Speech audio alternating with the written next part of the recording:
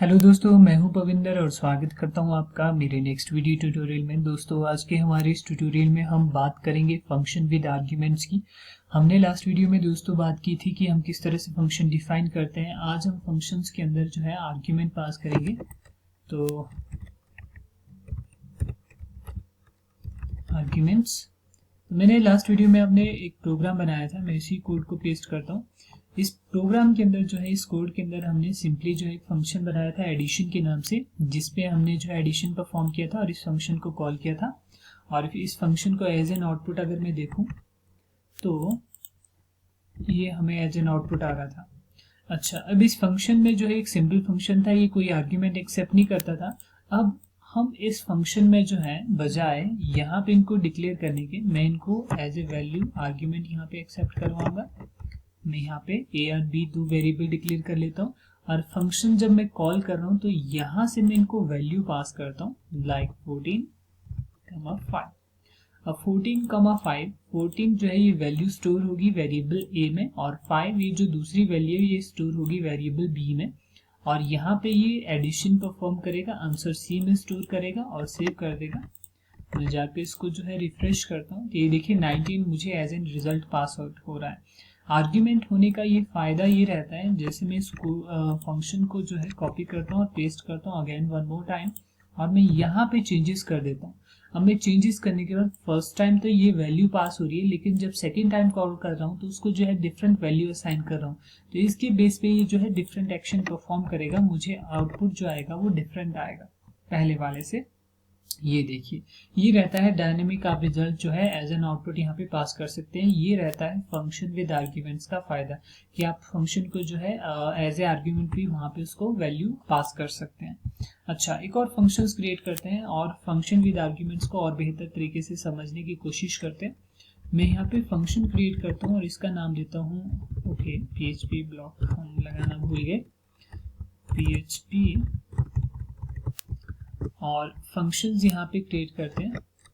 मैं इस फंक्शन का जो है नाम देता हूँ से अंडरस्कोर हेलो, और ये जो से हेलो फंक्शन है ये दो आर्ग्यूमेंट लेगा। सबसे पहला ग्रीटिंग और दूसरा आर्ग्यूमेंट टारगेट लेगा, और हम इनको एको करते हैं greeting and then space then target, then we tag at the end।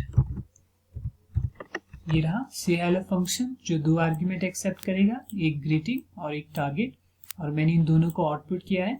अब हमें फंक्शन को कॉल करना है, तो फंक्शन कॉल करने के लिए से हेलो इस फंक्शन को एज इट इज ही राइट करेंगे। उसके बाद इसको हम दो आर्ग्यूमेंट पास करेंगे, फर्स्ट ग्रीटिंग। आपने ये ध्यान रखना, जिस तरह से आपने ये आर्ग्यूमेंट डिफाइन किया है, मतलब जिस ऑर्डर में आपने ये लिखे हैं उसी ऑर्डर में आप उनको वैल्यू भी प्रोवाइड करोगे। अगर आप जो है इधर उधर वैल्यू पास करोगे तो इसमें ये जो वैल्यू है स्वैप हो जाएगी, तो इसलिए ग्रीटिंग जो है सबसे पहले आप प्रोवाइड करोगे। जैसे मैंने यहाँ पे ग्रीटिंग प्रोवाइड किया हेलो कॉमा, उसके बाद आएगा टारगेट, किसे आप कहना चाहते हो। जैसे मैं यहाँ पे अपना नाम लिख देता हूँ, से हेलो टू पविंदर, और सेव करते हैं।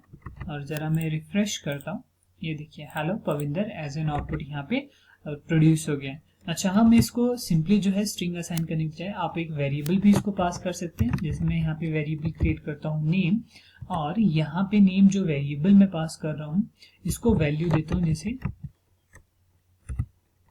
everyone, और इस फंक्शन को मैं दोबारा कॉल करता हूँ और यहाँ पे पविंदर के बजाय हम यहाँ पे इसको वेरिएबल पास करते हैं नेम। ठीक है, आपको यहाँ पे एक चीज लग रही होगी कि ये जो वेरिएबल है ये तो डिक्लेयर हुआ है फंक्शन के बाहर, और यहाँ पे जो ये वेरिएबल जो वैल्यू पास हो रही है ये जा रही है टारगेट में।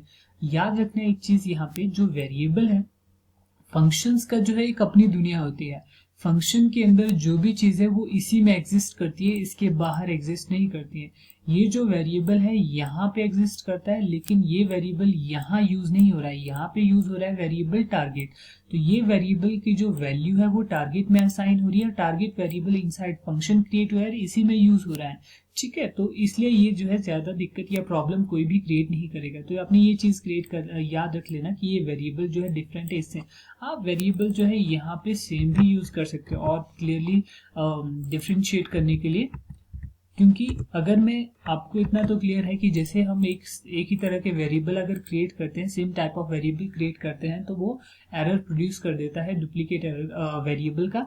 लेकिन यहाँ पे देखो मैंने एक वेरिएबल क्रिएट किया है टारगेट आउटसाइड ऑफ फंक्शन, और इनसाइड एक फंक्शन जो है एक वेरिएबल और क्रिएट है टारगेट। तो ये दोनों आपको लग रहा होगा सेम है, लेकिन ऐसा नहीं है। ये जो टारगेट फंक्शन है इसका जो स्कोप है वो इस फंक्शन के अंदर ही है, ये जो टारगेट फंक्शन है इस फंक्शन के बाहर है। तो इन दोनों के लिए ये जो है डिफरेंट वेरिएबल्स है। मैं जरा सेव करता हूँ और इसको एज एन आउटपुट चेक करते हैं। ये देखिए हेलो एवरीवन सही तरीके से प्रोड्यूस हो गया। तो इसमें जो है काफी आपने डिफरेंशिएट काफी हद तक क्लियर कर लेना। हम आने वाली वीडियो में इसके स्कोप के बारे में भी बात करेंगे।